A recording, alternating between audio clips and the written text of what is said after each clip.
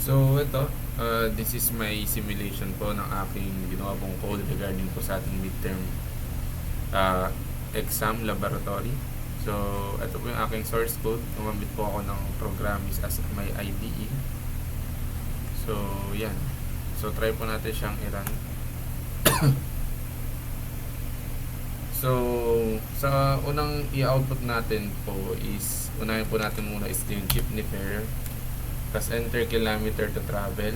So bali, pag zinero natin to, base dito sa ating code, while km is equals to 0, re-repeat siya dito sa do. Bali, babalik siya dito sa enter kilometer to travel. So pag in-enter natin to, babalik siya dun sa enter kilometer, mag-ask ulit siya na enter kilometer to travel. So pag in-enter natin, yan, babalik siya dyan kasi bawal naman 0 as a kilometer to travel. So next natin, so try natin naman maglagay minimum fare po muna ang ating ilalagay. Sabi natin 3 kilometers yung ano natin, passenger. Tapos isa siyang senior. Ayan. Bali, ang minimum fare natin is 1 km to 4 km. So equal to 9 pesos siya. Tapos kinuha natin yung 20% discount. So ginawa po natin dito is discount, ito 0.2 times total fare para makuha natin yung amount ng discount, which is sa ating situation ngayon 1.8. Tama, 1.8. So ang ginawa niya is, para makuha yung discounted fare, minus yung total fare, which is yung 9 doon sa discount. So, ito pala yung ano natin yan, function natin yan. So, tapos, final fare is equals to discounted fare para ma-output natin itong hello, your fare is final fare. So, next naman is yung discounted na may exceeding distance. So, sabi natin 6 km ang travel niya. So, mag-add to tayo dun sa total niya. So, discounted pa rin. So, ang lumabas is 8.8. So, bakit nga ba 8.8? So, since ang minimum fare lang naman natin na covered the minimum fare natin is 4 km. So, sabi dito sa ating instruction is every exceeding daw na km sa 4 is magpa-plus 1. So since 6 tayo, may exceeding siya na 2 km. So yung sa 9 pesos magdadagdag tayo ng 2 since 2 km yung ilagpas natin.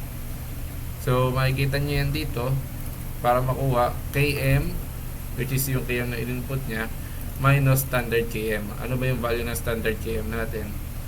Is 4. So, ang mag-equal natin is 2. So, total, para makuha natin yung total fare, minimum fare plus final km. So, tandaan nyo, 2 yung value natin dito. So, ang equal na natin dito is 11. So, i-input pa natin yung discount since si user is senior student or PWD, magano pa tayo ng discount. So 0.2, kukunin natin yung walang ginawa dito is 0.2 times 11. So magiging sagot niyan is 1.1 plus 1.1, 2.2. So 2.2. So dito nakalagay total fare. Ano ba yung total fare natin? 11 minus 2.2, which is yung discount natin. Okay. So pag yung final fare natin is magiging 8.8. Kasi 11 minus 2.2 is equals to 8.8. Okay.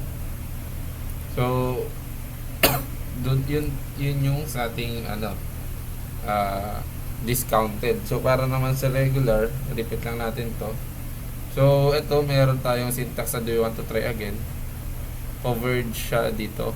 Do, gagawin niya to lahat na nasa loob, while try again is equals to y. So i-repeat niya kung yung try again nag-equal yun sa y.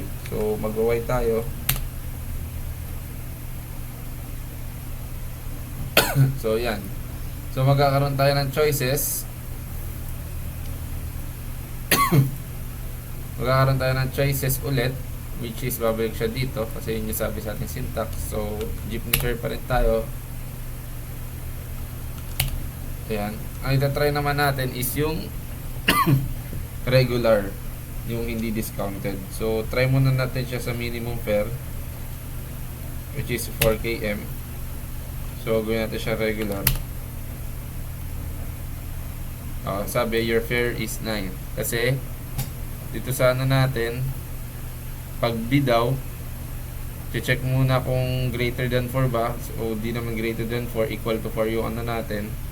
So i-output lang yung minimum fare kasi wala naman tayong in-input na discount. So isa pa, try ulit natin. Ano naman yung may exceeding fare. So try natin na 6.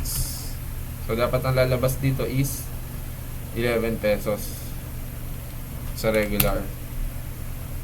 So yan, sabi, hello, your fare is 11 pesos. So note na natin. Pag nag-note tayo, yan, mag-close na yung program. So next naman natin is yung pangalawang output natin. Yan. Bali, cinema fare naman, B. Letter B. So, enter number of students. So, sabihin natin meron tayong 10 students. Tapos, enter number of senior. Sabihin natin ang senior natin is 10 din. Tapos, ang regulars natin is 10 din. So, kung unahin natin is yung sa foreign. So, punta tayo dun sa part na yun. Since letter B yung sa choice natin, kung papasok siya dito sa loob ng part na cinema fare calculator. So sabihin natin enter choice is foreign. So tandaan nyo, ang foreign natin, makikita nyo yan dito, ang foreign natin na movie is 240 pesos at ang local is 210. Since foreign na pipiliin natin, i-compute nyo yan doon. Tapos i-enter na natin to. Yan, nakikita nyo. Ang ginawa, para makuha natin yung total packs, is inad lang natin itong nakikita nyo yan dito sa baba. Inad lang natin si student num, senior num, tsaka regular num, which is itong values na to na input, itong tatlo na yan. So, equal to 30 yan. Tapos din, sa enter student number, paano natin naman ngayon nakuha yung cinema fare? So ngayon, nasabi dun sa ano natin, sa activity natin, pag student daw is merong 20% discount, pag senior is 100% discount. So una muna, para makuha natin yung hindi niya discounted na total, sa senior fare, foreign times senior num. So, ito yung, ang foreign natin, tanda natin is 240. 240, bali nag-time siya sa, ano ba yung senior num natin? 10. So, dito naman student fare is 240 times 10 din. As a regular natin is 240 times 10. So ngayon, meron nga daw tayong students discount na 20%. So para makuha natin yun, ano tayo ng variable na student discount, tapos i-multiply natin yung student fare sa 0.20. So 0.20 times, ano ba yung student fare natin? Ang sagot nito is 2,400 equals to 2,400 times 2,400. So ang sagot dyan is equals to 420. Okay, so tandaan nyo, ang student fare natin is 420 at ang student ay is 24 at ang student discount natin is 420. So student fare daw, may student fare ng 24 4 minus student discount, which is 420, is equals to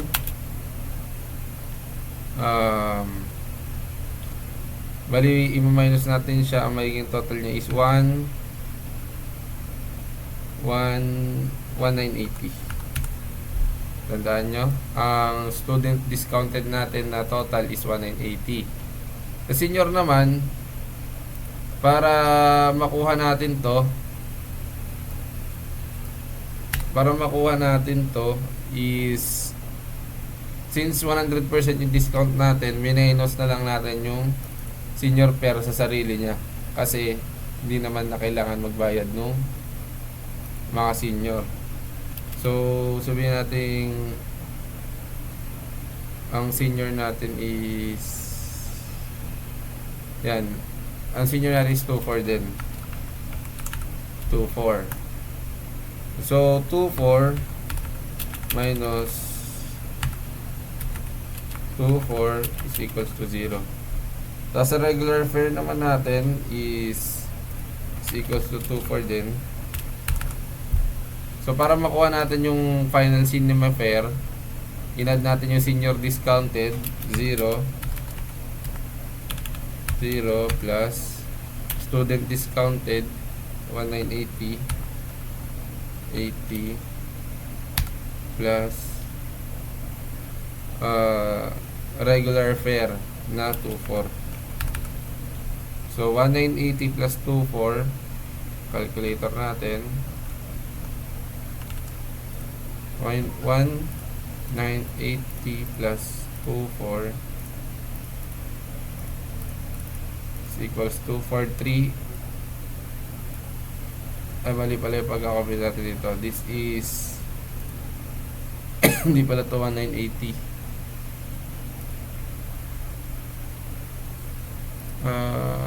May mali ang computation dito sa discount. 24 times 0.20, 480.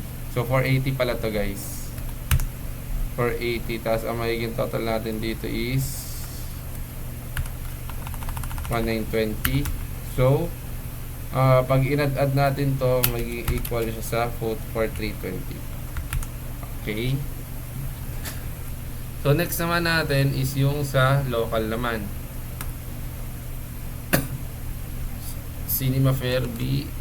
Ito na maliit yan para maalala nyo na nagana siya. Gawin naman natin ngayon is 555. So local. So total packs of 15, cinema fare is 1890. So i-simulate ulit natin siya. So since yung category natin is equals to B, proceed siya dito. Okay. So sabihin natin na senior fare, yung ano ba yung value ng local natin? Tandaan natin ang local natin is 210. So 210 times 210 times, yun ba yung senior 5 is equals to 210 times 5, 1050. Tapos dito is ganoon din 1050. Ngayon i-apply natin student discount times 0.20 natin, 1050 to 10, 0.20 times 1050 equals to 210. Tapos student fare 1050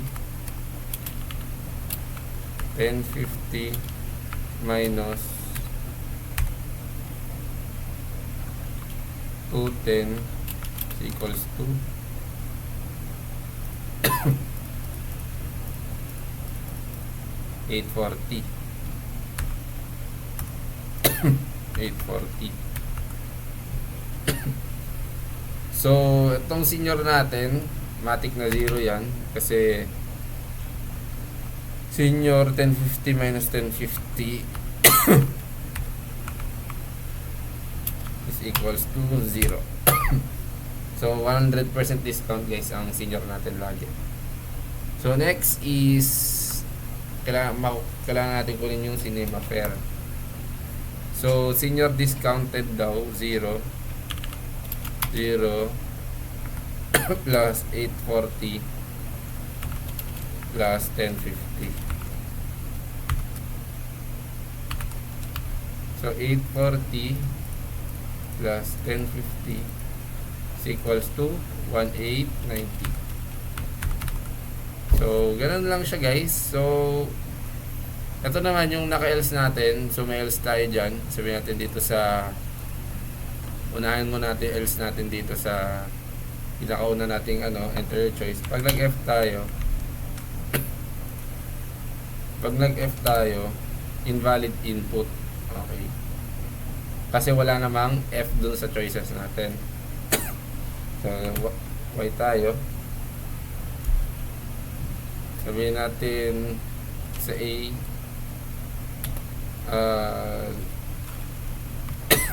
2, tapos sabihin natin nag-C. Yan. May invalid input siya. So, yun lang guys. Thank you for listening.